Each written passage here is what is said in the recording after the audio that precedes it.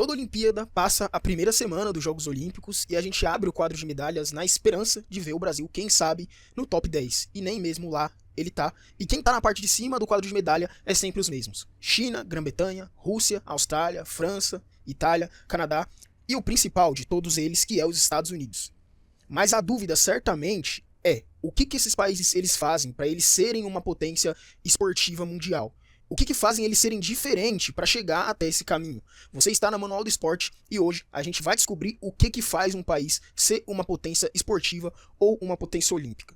Bom, essa pergunta ela é bem comum para nós brasileiros, até porque essa pergunta ela vem com um intuito, e o intuito é como que a gente faz para chegar nesse nível. E hoje aqui na Manual do Esporte você vai entender tudo isso, o que transforma um país em uma potência esportiva, e logicamente a gente vai falar várias curiosidades e vamos explicar tudo isso de forma bem completa, saindo um pouco do senso comum, do padrão que a gente costuma ver algumas pessoas falando isso de forma superficial. Aqui a gente vai se aprofundar no assunto e eu garanto que no final do vídeo você vai entender sobre tudo. Não se esqueça de se inscrever no canal, deixar o seu gostei e também deixar sua opinião no final do vídeo e eu vou te lembrar quando o vídeo estiver acabando.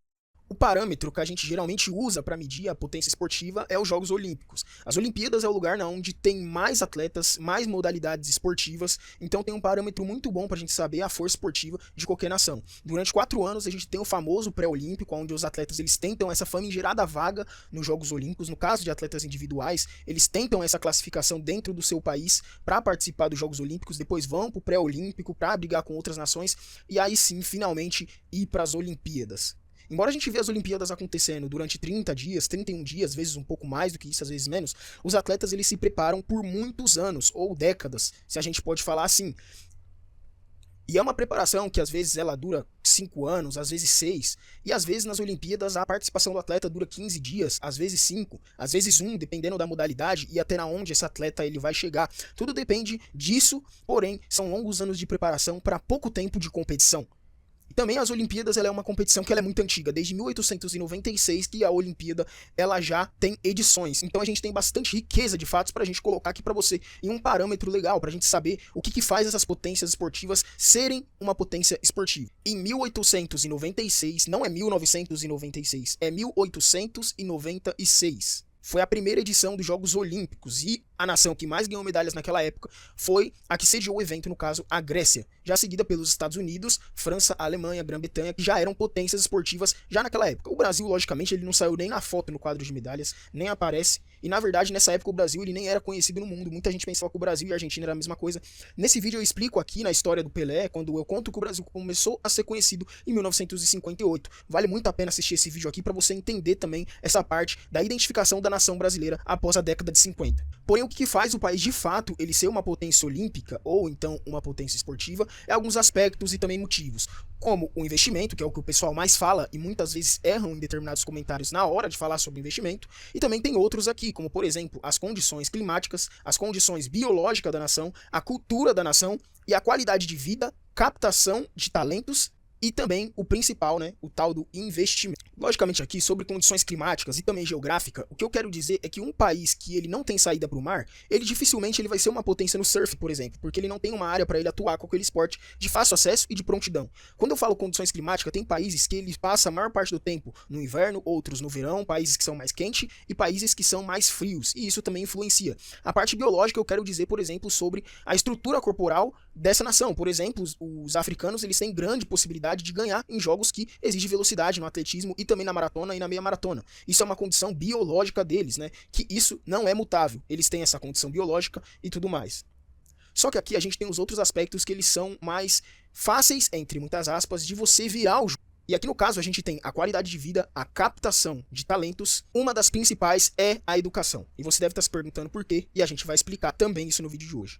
E aqui entra alguns comentários de cada um desses aspectos. Bom, das condições climáticas e geográficas a gente já falou, das biológicas também, e também tem a cultural, né? Por exemplo, de um país ele ter uma cultura, como por exemplo o Brasil. De repente você pode investir o tanto que for, não necessariamente você vai ter daqui 5 anos uma seleção igual a seleção alemã, igual a seleção brasileira, igual uma seleção, por exemplo, uma seleção francesa, que tem a parte da cultura que influencia também na parte do resultado esportivo, né? Mas aqui a gente tem então outras coisas que sim, pode virar o jogo através disso. No caso, a qualidade de vida, que é uma coisa que poucas pessoas falam, né? É fundamental entender que nós seres humanos somos um animal, como qualquer um outro animal, e que a nossa maior preocupação, primeiramente, sempre vai ser a sobrevivência e a alimentação. E depois vem a segurança, depois vem o conforto e tudo mais. Somente depois que todas essas coisas estiverem ok na nossa vida, a gente vai pensar em praticar um esporte. Até porque, passando alguma necessidade na vida, você tem a certeza que se seus pais estiverem passando uma necessidade com você quando criança, muito provavelmente ele não vai procurar te colocar para fazer um esporte. E aí muita gente vai falar, pô, mas eu fiz esporte, sofri tanto, que não sei o quê. Sim, muita gente sofreu, como é o caso da nossa maior atleta olímpica do momento, que é a Rebeca Andrade, que passou por grandes dificuldades, mas isso é a exceção, não é a regra. Quando a pessoa está passando por dificuldade, a área esportiva, a área da saúde, ela sempre vai ficar em segundo plano. No entanto, qualidade de vida é essencial numa nação na onde quer ser uma potência esportiva e dar a oportunidade para as pessoas praticarem o esporte. A segunda é a educação, que ela é a principal no meu ponto de vista, pois todo ser humano que vive na sociedade do século XXI, ela tem que passar pela escola. Ou quase todas, pelo menos, deveriam estar lá dentro. Logicamente, a gente sabe que ainda tem um índice de analfabetismo bastante contundente aqui dentro, por exemplo, do nosso país, embora seja muito menor do que a gente teve há 20, há 30 anos atrás. E, logicamente, dentro da própria educação, a gente pode falar de um outro aspecto, que é a captação. A captação, no caso que eu estou falando, captação de talento, captação de pessoas que estão interessadas em praticar esporte X, Y, Z, e terem essa oportunidade, que pode vir dentro do ensino, ou então, no caso do Brasil, né, a gente tem muitos projetos sociais. A escola, ela sempre vai ser a principal ferramenta, porque igual eu falei lá em cima, todo mundo passa pela escola, e todo mundo passa pelo menos 8 anos no ensino fundamental e mais 3 no ensino médio. É lógico que isso pode variar de país para país, mas geralmente uma criança e um adolescente, ele passa assim mais de 10 anos dentro da escola. E por isso que a educação, junto com a captação, através de profissionais capacitados para identificar talento, ou crianças que gostam de determinada modalidade esportiva, é fundamental para você levar essa criança para o alto rendimento. E quando eu falo bons profissionais, é profissionais que eles consigam identificar quem são as crianças que estão se desenvolvendo melhor e também profissionais que saibam passar o treinamento adequado para essas crianças sem frustrar, até porque a maioria, a esmagadora maioria, não vai ser atleta olímpico. Talvez vai usar isso para sua vida, e isso soma para a vida. Quem faz esporte sabe muito bem que se o esporte não serviu como uma fonte de renda, ou até mesmo para você ser um campeão do mundo ou um campeão nacional, o esporte ele serve como ferramenta de saúde e disciplina que serve também para passar para os seus filhos, no caso. Então, a gente separa da seguinte forma. De um lado, eu vou deixar condições climáticas e geográficas e condições biológicas, qualidade de vida, captação e educação. Todos esses aspectos a gente vai colocar como se fosse os 4 pés de uma cadeira.